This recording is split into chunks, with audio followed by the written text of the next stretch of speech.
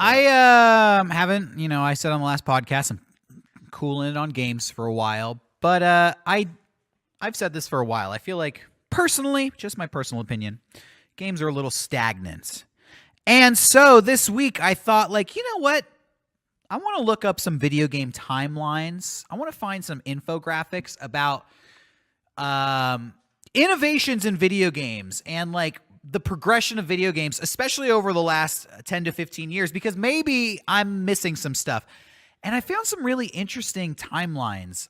It talked about, starting from 2002, they started coming out with more powerful consoles and were really focusing on like better graphics and like bigger games and open world stuff.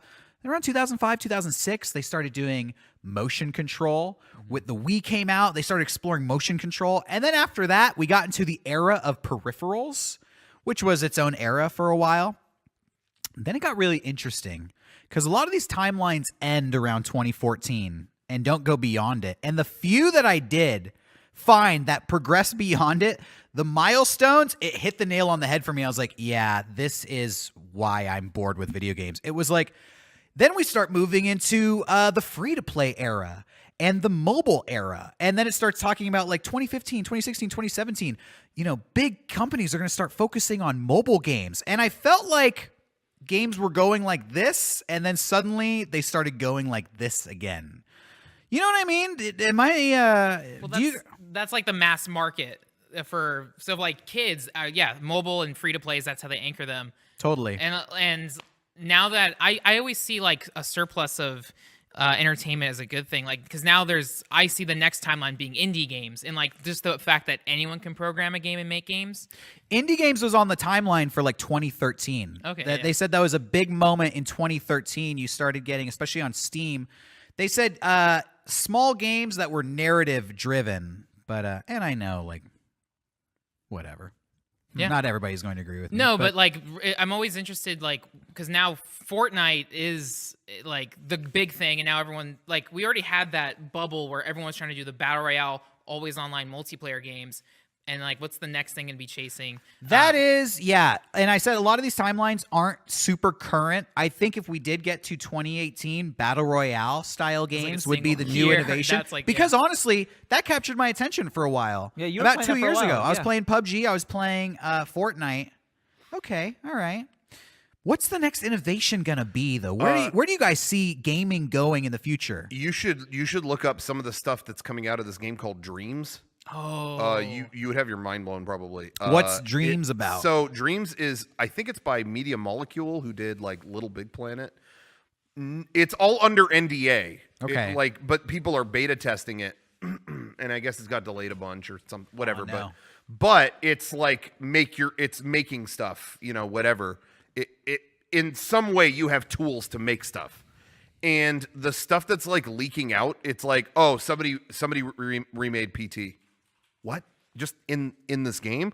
Oh, somebody made a new Dead Space. Wait, I'm sorry. What? Like, and it all looks good. Like it's all like and there were people. Some of the stuff leaking out about it are people are saying like, yeah, this is like the YouTube of video games. Like it's tools that are accessible to people that where it's actually like understandable how to make a game or That's cool. I don't know. It was kind of interesting to see. Like I did see people someone just talking made this? about a made PT thing, but I didn't know what that meant. So, Yeah. interesting. Well, every other day there's someone I remade PT. I made the spiritual successor to PT. Okay. So that happens a lot, and I could see why that would be static to you.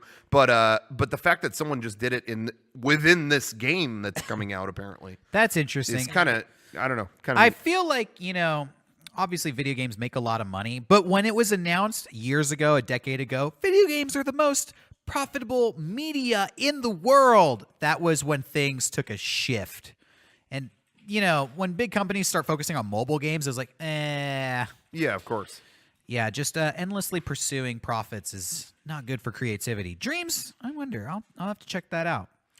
But is that the future of video games to you? Like just giving people like tools and engines, making it super accessible to the common man? I feel like that is an awesome idea because people are so creative. Then I'm sure that there will be some that be like amazing.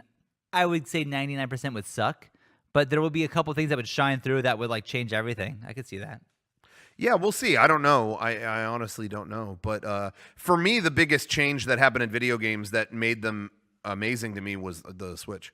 Like, I honestly like play fucking games more than I ever have because I take that everywhere. You know, I know that's not for everybody. Yeah. Yeah, and I know that's not for everybody, and not everyone wants to bring that around. But for me, I do, and that changed everything. Like, there's so many, AAA games and indie games that I play now that I never was before, and I feel like I get a taste of everything, and I don't necessarily commit to all of it.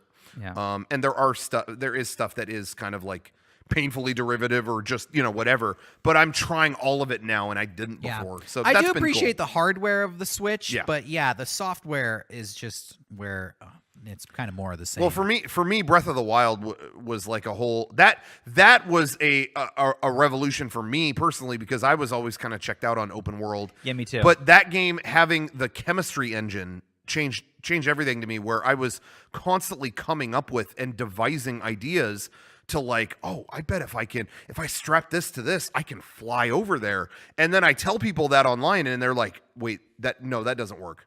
Oh my God, it does work. You know what I mean? Like, so that felt like, I felt like I was like carving my own path with that game. Yeah. That was cool. Red Dead was a great game, but I did not feel like I was like blazing new trails with it. You know what I mean? Like, so, I don't know. It just depends on what it is. I still enjoyed Red Dead. I'm not dissing it, but yeah.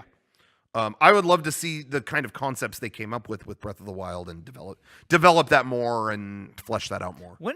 Do you think that they will do like a more DLC for that game, or do you think they're just done with Breath of the Wild? I think that's just over. I don't know, because I feel like they got to be developing the next one. Yeah. Well, I would just feel like that world was so big and you spent so much time developing your character and stuff like that. I would think like for the next game they could just like expand that, or I hope to God that they or do. just like build a new map, do a new story, but same kind of engine. But that would be exactly what I'm complaining about. Right. Yeah. More of the same. But that game like changed everything for me. Yeah, so. I would honestly rather, if they're going to do more like Breath of the Wild, I would rather them just like just expand that game. Like, if you're going to make a new Zelda, do a new break new ground. But if you want to do more like Breath of the Wild, just let me keep that character and keep exploring. You know what I mean? Yeah. That's where I'm at. Do one or the other. That's actually brilliant. I would love for video games to do that instead of like Assassin's Creed